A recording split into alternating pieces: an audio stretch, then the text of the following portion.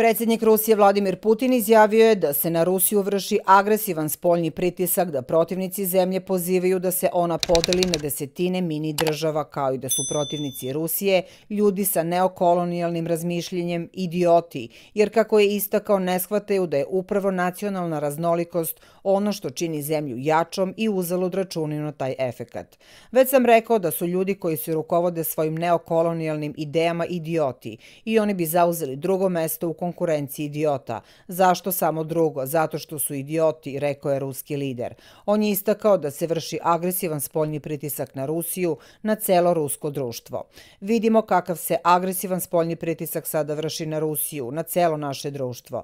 Protiv nas je usmeren gotovo ceo arsenal, ekonomski, vojni, politički, informacioni. Pokrenuta je najsnažnija antiruska propaganda, kazao je Putin i u Pjatigorsku, gde učestvuje na sednici Saveta za međunacionalne odnose.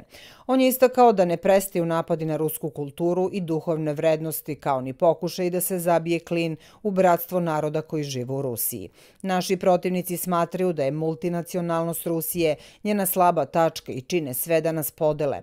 Oni organizuju provokacije unutar nacionalnih zajednica, navodno u ime ruskih naroda, osnivaju različita društvena i politička udruženja koja predstavljaju samo njih i provokatore poput njih. Drsko govore o potrebi takozvane dekolonizacije Rusije, kazao je Putin. On je rekao da su pozivi da se Rusija podeli na desetine malih država povezani sa sebičnim interesima. Govore da je Rusiju potrebno podeliti na desetine malih država. Jasno je zašto, kako bi ih kasnije potčinili svoje volji, eksploatisali, koristili za svoje sebične interese.